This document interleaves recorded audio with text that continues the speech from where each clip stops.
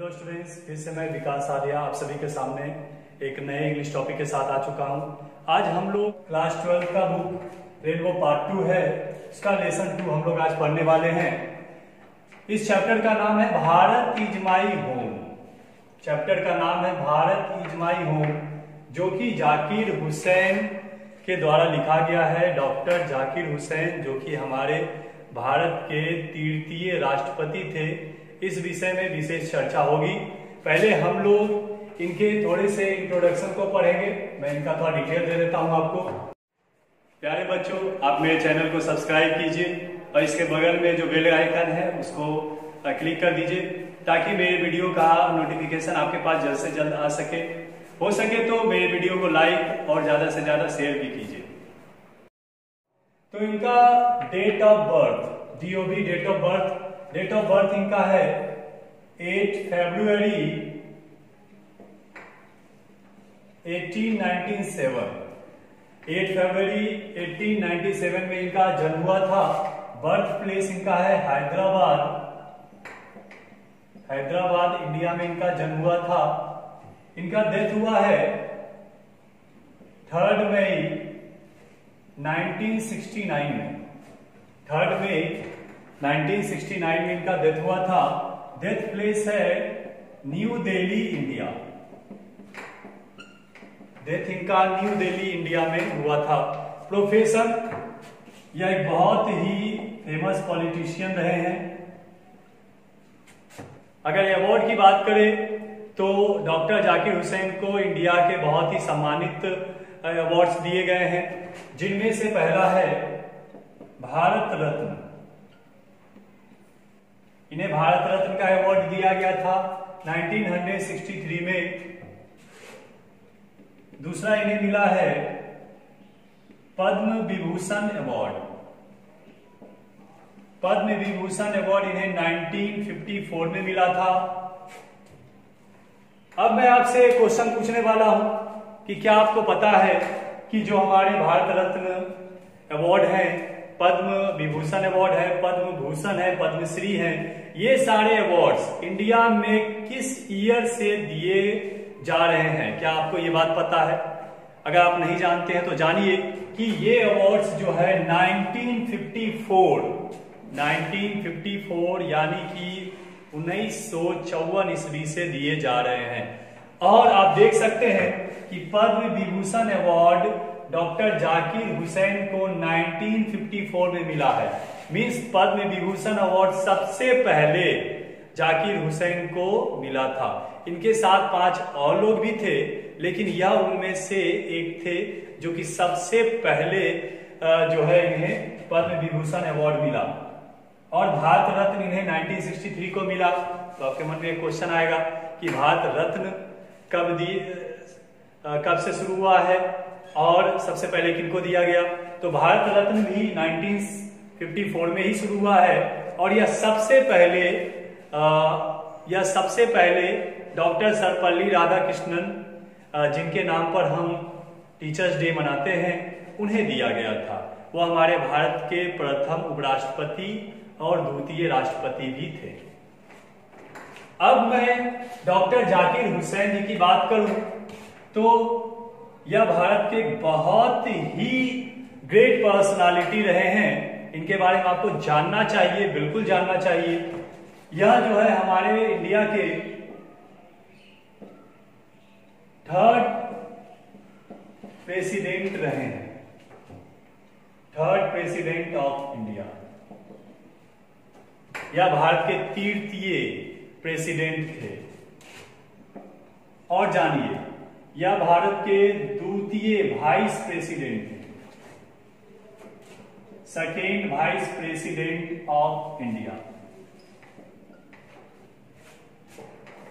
3rd president of Republic India, 2nd vice president of Republic India, यह रह चुके हैं। और जानिए कि यह बिहार के गवर्नर भी रह चुके हैं। Governor of Bihar. हालांकि यह बिहार के 4th गवर्नर थे, 4थे गवर्नर थे। पहले आप जानते होंगे दौलत राम जो है पहले हमारे बिहार के गवर्नर थे, और यह चौथे हैं, उनके बीच में भी दो थे। यह गवर्नर ऑफ बिहार 1957 से लेकर 1962 तक रहे थे।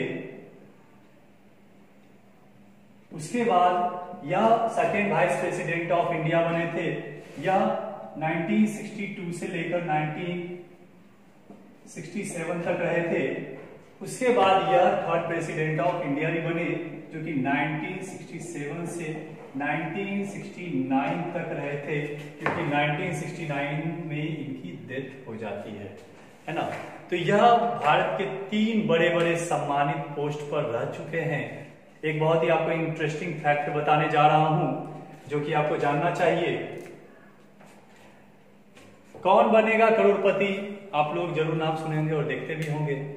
उसमें एक क्वेश्चन पूछा गया था, डायरेक्ट ये 7 करोड़ रुपए के लिए पूछा गया था। एक महिला थी जो कि 1 करोड़ जीत चुकी थी, और 7 करोड़ अब उसे 7 करोड़ के लिए उसे खेलना था। तो उसे पूछा गया था कि किस राज्य के सबसे अधिक राज्यपाल राष्ट्रपति बने हैं। किस राज्य के सबसे अधिक राज्यपाल राष्ट्रपति बने हैं, तो बताइए कौन है। देखिए, यह बिहार के गवर्नर रहे और प्रेसिडेंट भी बने हैं डॉक्टर जाकिर हुसैन, और आपके एक रामनाथ कोविंद, जो कि कुछ साल पहले हमारे बिहार के राज्यपाल थे और अभी वह प्रेसिडेंट पद पर है। तो बिहार के सबसे अधिक राज्यपाल जो है वह राष्ट्रपति, इंडिया के राष्ट्रपति पद पर सम्मानित रूप से गए हैं। यह आपको जानना चाहिए, ये जीके जीएस के अंदर की बात है। ये सारी नॉलेज आपको होनी चाहिए। तो यह है हमारे डॉक्टर जाकिर हुसैन। इससे रिलेटेड और भी कई सारी बातें हैं जो कि आपको मैं अभी इस चैप्टर में बताऊंगा। अब मैं आपको पेज नंबर 17, जो लेसन 2 के अंदर है, पेज नंबर 17, इसमें आपको सबसे नीचे है glossary and notes. Glossary and notes, जो कि बहुत सारे इंपॉर्टेंट वर्ड्स हैं, वो आपको जानने चाहिए। इंग्लिश टू इंग्लिश दिया हुआ है, मैं आपको English to English plus Hindi बताऊंगा। तो इसमें से पहला जो शब्द है वो है एरुडिशन। पहला जो शब्द है वो है एरुडिशन। एरुडिशन का इंग्लिश टू इंग्लिश अर्थ होता है ग्रेट नॉलेज।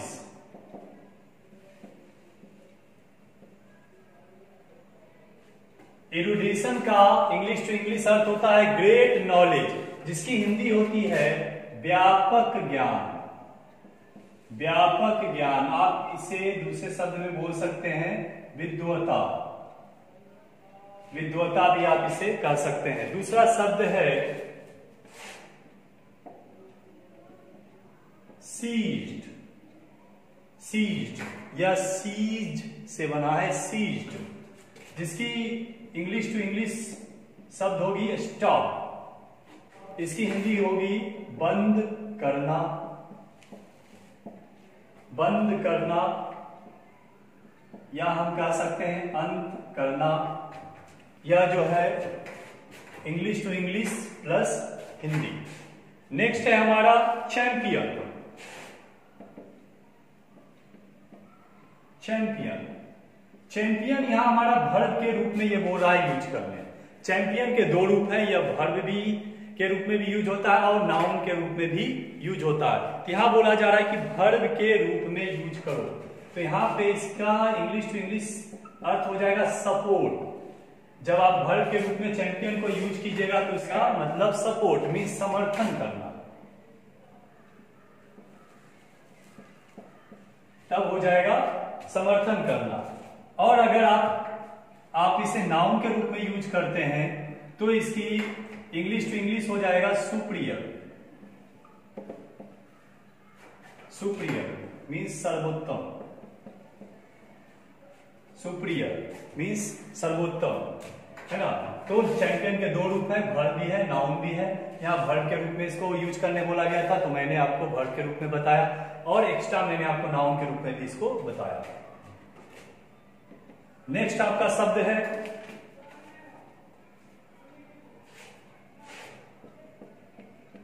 एथनिक। नेक्स्ट आपका शब्द है एथनिक। एथनिक का इंग्लिश टू इंग्लिश होता है रेशियल। इंग्लिश टू इंग्लिश होगा रेशियल, जिसको आप कह सकते हैं जातीय, जातीय, सजातीय, प्रजातीय, जो भी कहिए आप। Ethnic English to English racial और इसकी हिंदी जातीय होगी। नेक्स्ट है ह्यूमिलिटी। नेक्स्ट आपका है ह्यूमिलिटी। आप इंग्लिश टू इंग्लिश बोल सकते हैं इसको मोडेस्टी, जिसकी हिंदी हो जाएगी नम्रता। नम्रता, humility English to English, modesty जिसकी हिंदी हो जाएगी नम्रता। नेक्स्ट है प्लेज। प्लेज जिसे हम इंग्लिश टू इंग्लिश बोल सकते हैं और इसकी हिंदी हो जाती है प्रतिज्ञा। प्लेज इंग्लिश टू इंग्लिश और हिंदी हो जाएगी प्रतिज्ञा। नेक्स्ट आइए सेवंथ। सेवंथ में आपका है प्रीजम्पशन। प्रीजम्पशन।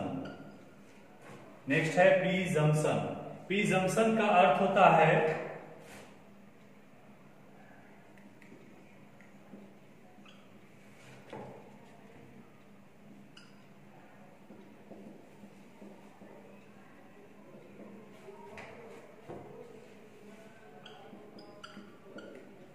इंग्लिश टू इंग्लिश होगा प्रीजम्पशन का an idea that is taken to be true. An idea that is taken to be true मतलब एक वैसा विचार जो सत्य होने की बात हो। मीन्स इसका हिंदी होगा संभावना। प्रीजम्पशन का हिंदी होता है संभावना। अब आइए नेक्स्ट में। नेक्स्ट में है आपका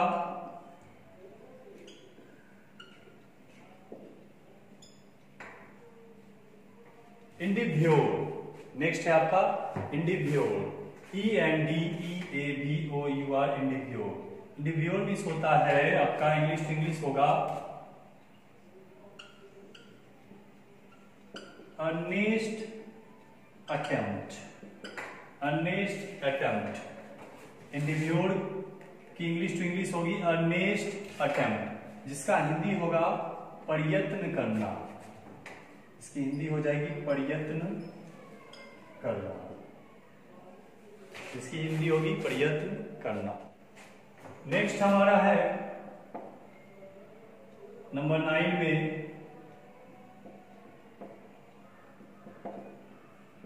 अनएस्पेरिंगली। नेक्स्ट है अनएस्पेरिंगली। इसका अर्थ होता है English to English without having mercy. Without having mercy. Mercy means दया। विदाउट हैविंग मर्सी इसकी हिंदी हो जाती है सख्ती से। इसकी हिंदी हो जाती है सख्ती से, या बोल सकते हैं उदारता पूर्वक। उदारता पूर्वक या उदारता से। नेक्स्ट हमारा है नंबर 10 में पेरिल। पेरिल। पेरिल को हम इंग्लिश टू इंग्लिश बोल सकते हैं डेंजर, जिसकी हिंदी होती है संकट या खतरा। संकट या खतरा। नेक्स्ट हमारा है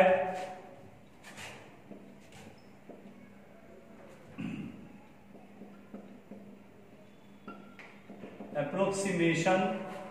नेक्स्ट आपका है अप्रोक्सीमेशन। अप्रोक्सीमेशन का इंग्लिश टू इंग्लिश होगा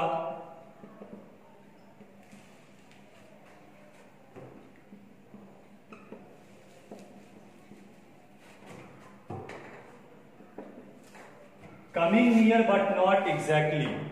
इसका इंग्लिश टू इंग्लिश होगा coming near but not exactly. इसकी हिंदी होती है निकटता। निकटता या लगभग सही अनुमान। निकटता या लगभग सही अनुमान। नेक्स्ट आइए। नेक्स्ट आपका है 12 में जस्टर। जस्टर। जस्टर शब्द जो बना है वह जस्ट से बना है। जस्ट में ER जोड़ा गया है और ये जस्टर बन गया। कॉम्परेटिव डिग्री है, comparative degree of just, comparative degree of just. जिस तरह से ग्रेट होता है, ग्रेट में यार जोड़िए ग्रेटर बन जाएगा, फिर आप ग्रेटेस्ट बना सकते हैं, तो ग्रेटर कॉम्परेटिव डिग्री। उसी तरह से जस्ट में यार जोड़ने से जस्टर बनाया गया, ये कॉम्परेटिव डिग्री है। इसकी हिंदी भी तुरंत ही होगी, लेकिन तुरंत से थोड़ा ज्यादा ये पावरफुल शब्द होगा, तुरंत से थोड़ा ज्यादा पावरफुल शब्द ये होगा। नेक्स्ट आपका है रिक्विसाइट, नेक्स्ट है रिक्विसाइट। रिक्विसाइट का इंग्लिश टू इंग्लिश होगा नेसेसरी,